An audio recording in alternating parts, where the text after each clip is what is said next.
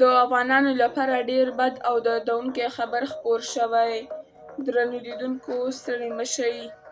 د سره صلیب نړیوالې کمیټې خبر ورکړی چې د افغان کډوالو جبري بیرته ستنول به په افغانستان کې بشري ناورین رامنځته کړي.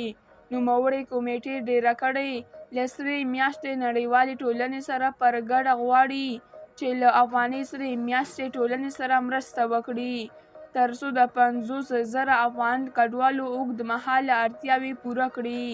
دغې کمیټې د یوې خبرپاڼې په خپرولو سره خبر ورکړی چې 9.5 لکه سویسي فرانک یې ځانګړي کړي ترڅو افغانۍ سرې میاشتې ته یې ورکړي.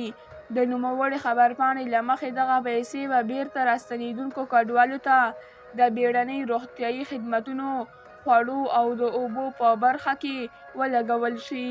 په دغه خبرپاڼه کې راغلي افغانستان ته د راستنېدونکو کډوالو بشري اړتیاوې لوړې دي. ډیرو په پاکستان کې خپل ژوند او ځاني مالونه پریښي دي.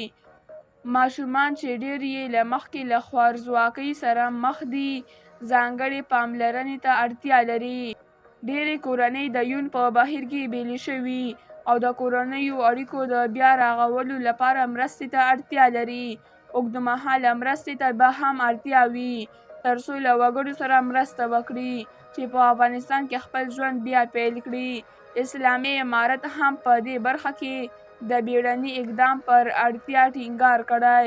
د افغانۍ سرې میاشتې چارسمبالي ویلي راستنېدونکي وګړي له ډیرو ننګونو سره مخ دي چې دوی نشي کولی یوازې تګ راتګ وکړي. ښځې او ماشومان د راستنېدونکو د پام وړ برخه استازیتوب کوي او د دوی خوندیتوب او هوساینې ته تضمین ورکول باید زموږ لومړیتوب وي.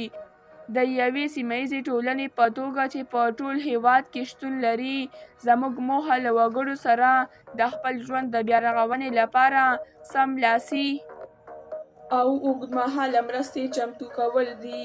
درنو لیدونکو له ملتیا مو مننه.